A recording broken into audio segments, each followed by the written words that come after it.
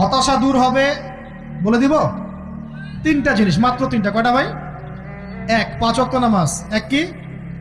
নামাজে আপনি অজু করে সেজদা দেন, ইনশাল্লাহ আপনার মনে প্রশান্তি না আসলে আমাকে এসে বলেন যে আসে না। চোখের পানি, মনের আবেগ যা আছে আপনার ভিতরে, কষ্ট, দুঃখ, যন্ত্রণা, সব আল্লাহকে ঢেলে দিবেন ইনশাল্লাহ। নিজের আবেগ ধরে রাখবেন এখানে, আপনি আল্লাহর জন্য ঢেলে দিবেন। মানুষকে আবেগ দেখে কি লাভ?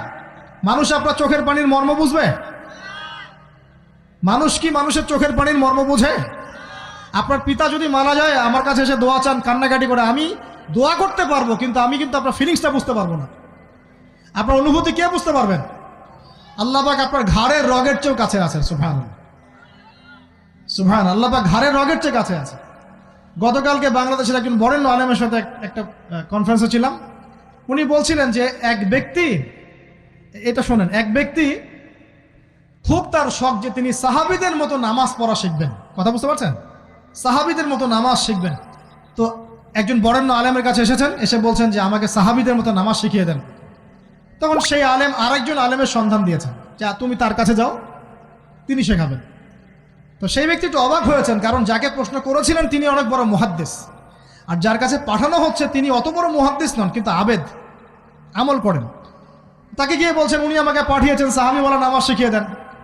তখন তিনি বলছেন ঠিক আছে, সুন্দর করে অজু করে আসো, সুন্দর করে অজু করে আসো। অজু করার সময় খালি খেয়াল রাখবা যে আমি অজু করছি শুধু আল্লাহর সন্তুষ্টির জন্য। কি খেয়াল রাখবেন? অজু করছি শুধু আল্লাহকে রাজি খুশি করার জন্য অজু করছে, আর কোনো উদ্দেশ্য নাই আমার।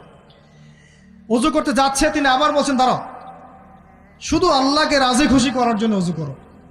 আবার শুরু করছেন, আবার বলছেন শোনো, শুধু আল্লাহকে রাজি খুশি করার জন্য অজু করো।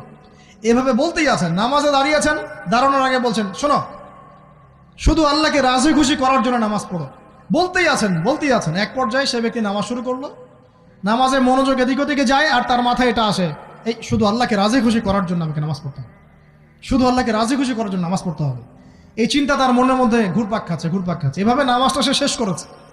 শেষ করে চিন্তা করছে যে নামাজ তো পুরোপুরি মনোযোগ দিতে পারলাম না, বারবার মাথার মধ্যে এরকম চিন্তা আসছে, আল্লাহ আমাকে তুমি মাফ করে দাও, নামাজটা আমার মনে হলো না ঠিক মতো। তখন সে ফিরে এসে তার সে ওস্তাদকে বলছেন আমার তো নামাজ এরকম করে পড়লাম, কিন্তু শেষমেশ মনে হলো যে নামাজটা হয়তো কবুল হয় নাই, আল্লাহর কাছে খুব মাফ চাইলাম, আল্লাহ আমাকে মাফ করে দাও, নামাজটা মনে হলো না। তখন সেই যে প্রথম ব্যক্তি যিনি পাঠিয়েছেন তিনি বলছেন এটাই হলো সাহাবীওয়ালা নামাজ। তারা আল্লাহকে রাজি খুশি করার জন্য নামাজ পড়তেন, নামাজ শেষ করে আল্লাহর কাছে ইস্তেগফার করতেন, আল্লাহ কিছুই হলো না, কিছুই হলো না। আমার কথা কি বুঝতে পারছেন?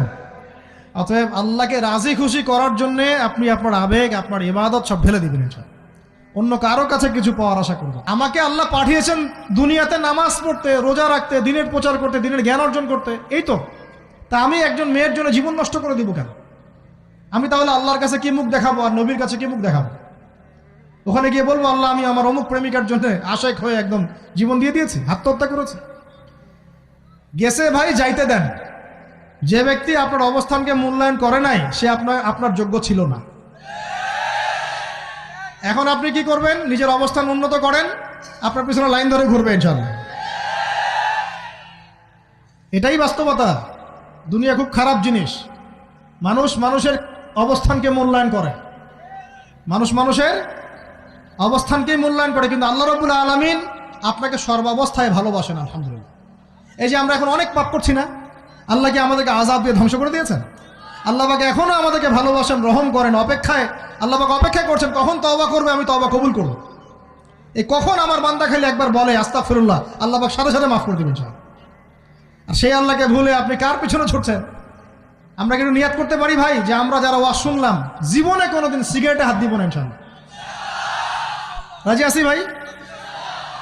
অন্য বড় বড় জিনিস তো বহুত দূরের কথা।